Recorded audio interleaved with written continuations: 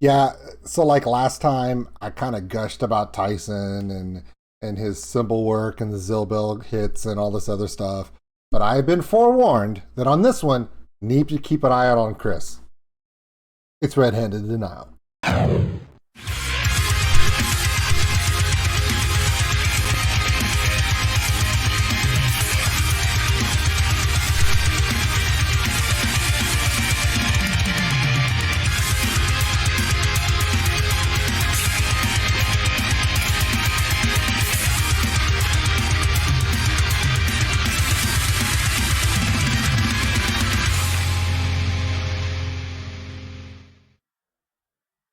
Oh God, Lauren, God, oh, she's just there. Okay. All right, everybody. My name is Old School Nerd. Check us out on oldschoolnerd.com. Got all the social media posts, the Patreon link for those who want to support the channel. We appreciate every single one of you. The Discord link for those who want to join the community, and the merchandise store. Okay, red-handed denial. It's not just a logo. It's not just a T-shirt. It's a band. Okay, Lauren Babick, Tyson, Chris, Dominic, they're all there. Now, last one we checked out, I fell in love with the band.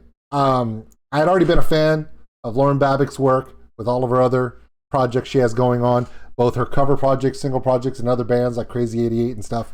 But this has been something a little different. Every member of this band brings forth a different dynamic, and they're all extremely talented. And I think a lot of it kind of reminds me of an American band called Plush, which is all female, where you have four members that are all content creators and musicians in their own right. They get together and they make something special. Now, last video, I freaked out about Tyson. He was playing all this layered stuff and the tom work, cymbal work, playing the Zilbel. He even mentioned it in the comments going, dude, you're the only person that noticed the Zilbels, like, because I have two. It's okay. All right, so this one is called Cloud 9. Now, I was forewarned by someone in the band that's not Chris. Chris didn't toot his own horn. Said, watch out for Chris in this one. He goes off. By the way, Chris is the guitarist. He also helps write music and lyrics along with Lauren and Tyson and Dominic. It's kind of a collaborative effort, and because of that, it's very dynamic. Now, they're not paying me to say any of this. Nobody is. I bought this shirt myself because I wanted to show some support, man. I've been so gushing and throwing all these compliments about all these young bands from Europe and from Asia, and I've been throwing some shade on North America going, guys, I mean, there are a few bright spots here and there. And I've done reaction to those videos and given them all props, but there's got to be something more. And I'm like, yes, finally, a band from America. Shit, they're Canadian. What do you expect? All the greatest bands in the world come from Canada. That was a Rush joke, by the way. And everyone knows it. All right, here we go. Ryan Reynolds, Rush, Red-Handed Denial, they all have one thing in common. They start with R, and they're Canadian. Okay, here we go. Cloud 9, Lauren Babick and the guys. Let's see what they do. All I know is she's wide awake or she's not. Either way, it's very unnerving when she stares at you like that. I'm going to back up a little bit. Okay, go ahead.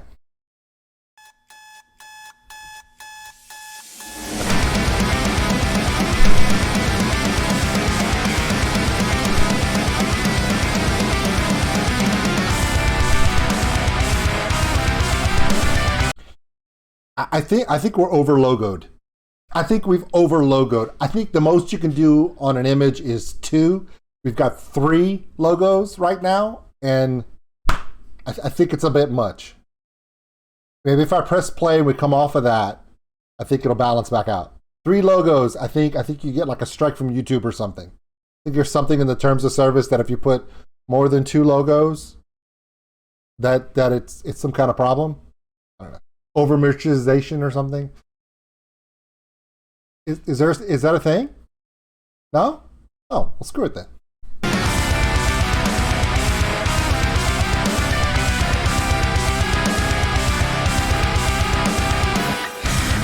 Face into the back of my mind, so I'll never forget how you loved that night. At the perfect time you entered my life, started as a spark and turned into a wildfire. You are on a string in front of me, living through the screen, but I can't reach. Eyes of emerald green, enamoring, crossing mystery or destiny.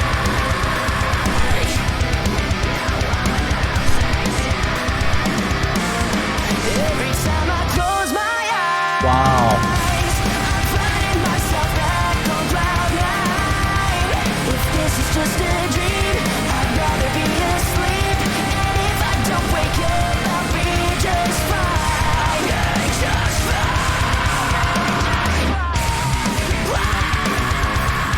Okay, wow. I don't mean to stop it. And if you don't like me stopping it and talking, the link to the original is below. I want you to go and click that anyway. Put a like on it. Go to Spotify, Amazon Music, iTunes, wherever you get your music. Make sure you download this thing. Put it on repeat. Play the crap out of it because obviously this is something that needs to be put all over the place.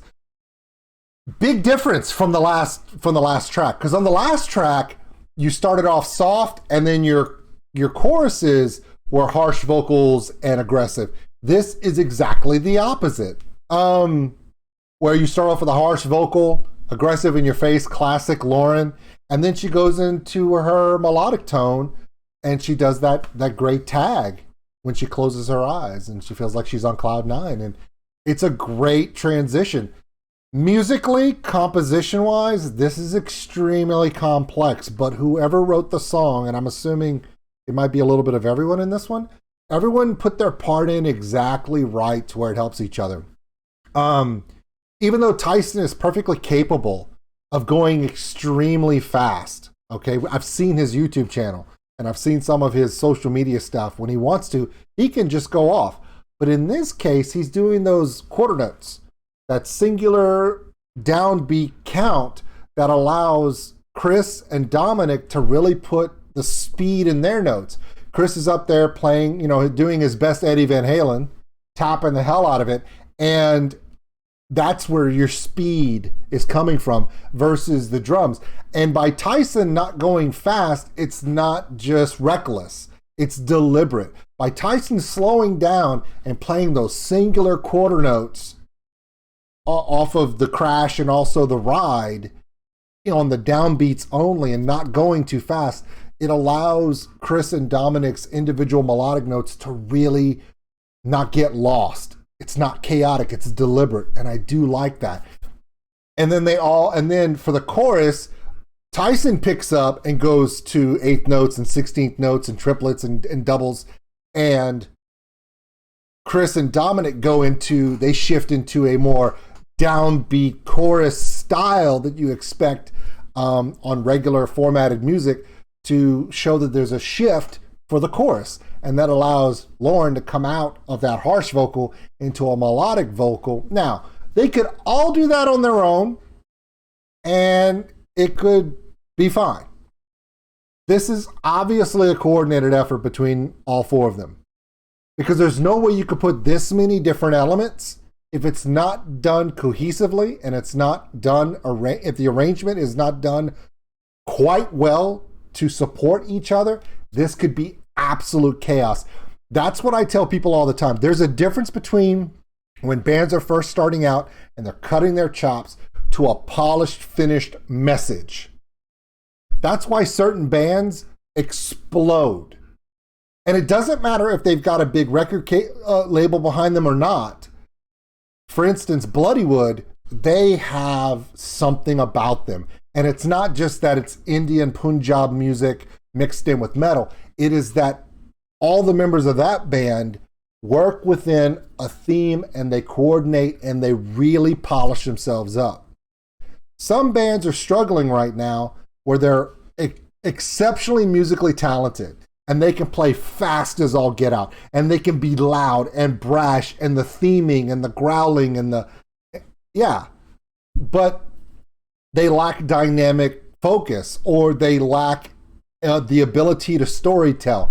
When you tell a story, it has to be not only in the lyrics, it's got to be, every song has to tell its own individual story within a song. If it doesn't have that, it becomes displaced, and then it's either just too fast, too loud, and it doesn't appeal to the broad base. They're releasing an album in June. Red-Handed now, we're just a couple of months away from the album release. And already we've seen these last two songs, this one and the previous release, two completely different songs. They each tell their own story, and that's a good thing. What you don't want on an album is for every song to sound like everything after it. Because then the album doesn't tell complex tales. I tell people all the time, when you put in an album and you want to take it to that next level, every song has to tell its own story. Each song has to have its own feel, its own theming. And so your album needs to be literally a musical book of short stories that when you put them all together, it shares a theme together. That's what they're doing. There's a lot of pain in this album. There's a lot of dreaming in this album. There's a lot of despair in this album. At the same time, there's some hope in these. Okay? There's anger, angst, rage, forgiveness. Red-Handed Denial, guys. It's not just a logo on a t-shirt. Sorry. I'm ready for this album. I'm also ready to get back into this thing. Let's get into the second verse. That's a good look, Tyson. Good job.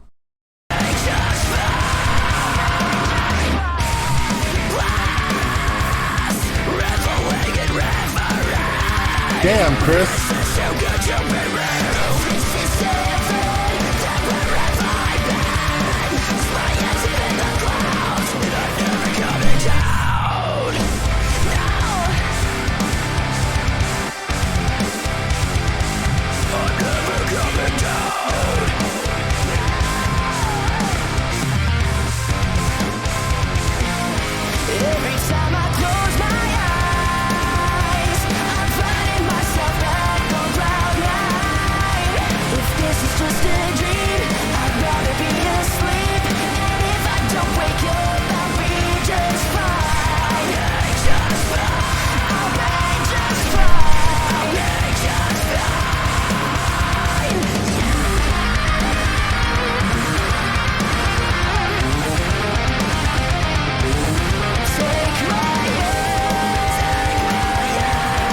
There it is. There it is right there. That is what I'm talking about. I want you to listen to this section again. Now, that's a good shot for Chris. Yeah, I'm going to leave it there because that's hilarious. Chris deserves to have his hair flowing up there. I want to show this guitar solo, this little tag guitar solo, because for this guitar solo, again, Tyson drops into a singular count downbeat to allow Chris's guitar solo to really shine. And then as soon as it's over, they drop right back into the dynamic. Tyson picks up the count, and Chris goes back into the dynamic with Dominic, and you get back into this.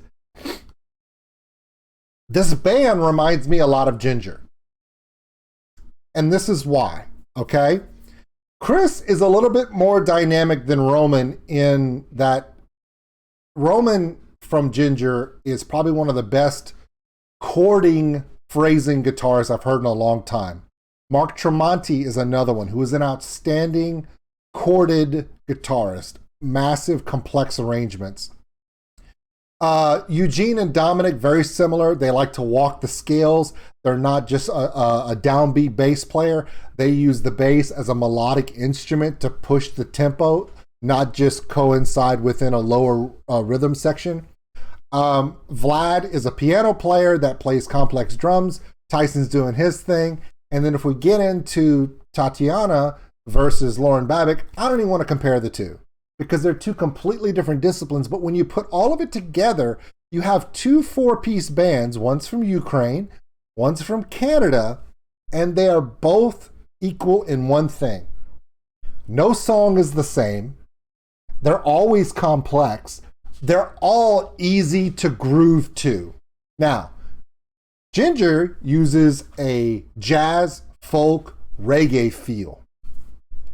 Red-Handed Denial, straight up rock with a little bit of a pop feel. Why? Because when you get into the chorus, it is straight, it's a pop song. That whole one-line section of that chorus is probably the shortest chorus you've ever heard. But when she closes her eyes and she feels like she's on cloud 9, the way she's singing that sounds like radio rock from the 90s and 2000s. And that's okay, because the rest of the song is so dynamic, you're lost into it. So when you get into this one little part, you're like, yeah. I remember when all songs were like that. But then they go back into Red-Handed Denial, which is try to keep up. Dynamic theming, storytelling, musicianship is the wave of the future for metal and for rock music. So I don't want anyone to think that I'm comparing Red-Handed Denial to Ginger. They are two totally different styles. However, they do both share some commonalities in the way that they work together to dynamically tell a tale, and they boost each other's styles to where every song on an album is different. You go listen to Wallflowers by Ginger. It is probably one of the best albums of 2021. Period. I have 3 vinyls. I've given away 4. I mean, I've listened to the Wallflowers. Every song on Wallflowers is a totally different trip, different styles, genres, feels, looks. So far, Red-Handed Denial has dropped 2 songs on us for this upcoming album, and they are completely different songs. Except it's just the same people, but it's different songs. That has me excited. This is a shout out to all those bands that are working on new albums. If you haven't noticed, every band coming out of COVID, some of the best music they've ever produced. And the ones that come out with different sounds, different stories that punch you in the face, and every single one is unique, they're coming out on top.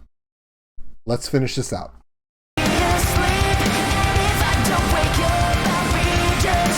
Listen to this section.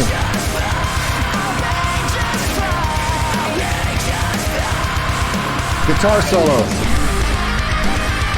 Tyson dropping.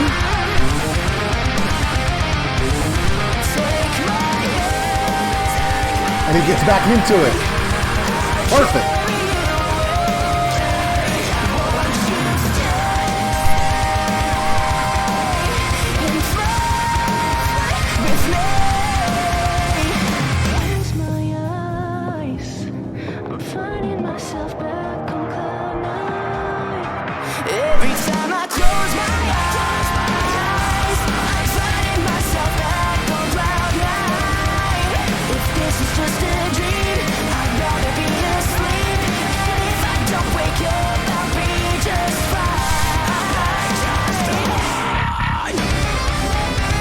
Ooh, back into it.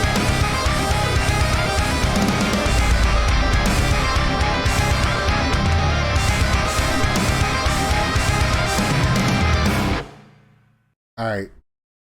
You got to be subscribed to this band because more stuff's coming. If you have not seen or heard Father Said, please check it out. I want you to listen to both of these songs and realize what's coming in June could be one of the best albums to come out in 2022. And I'm not joking. I'm super excited to see this woman. She's going to be touring this coming month throughout the Northwest and West Coast of the United States. And of course, on the West Coast of Canada. Lauren Babick is touring with Violet Orlandi and Halocene. Looking forward to seeing her. Yeah. Dominic Chris, of course, my boy on the drums. And of course, Lauren, Tyson on drums and Lauren. 4 unique individuals. Four very unique looks and diversities. Their backgrounds, I went and looked at each one of them's channels. All four of them come from very unique backgrounds and heritages musically and personally. And then the four of them together can tell such a cohesive message that is still dynamic. I cannot talk enough about this band, but I have to because we're at 20 minutes long, and that's really long considering I have a live stream that's starting in exactly 10 minutes, and I have to go. My name is Old School Nerd. This is Redheaded Denial. The name of the song is Cloud9. Please check it out. The link to it is in the description below. You will not be sorry. Well, maybe. Just don't play it so loud because you'll piss off your neighbors. Or your neighbors may come over and go, "Who is that? Where can I get that?" And then everyone wins. See where my brain goes sometimes? I need to slow down on the coffee.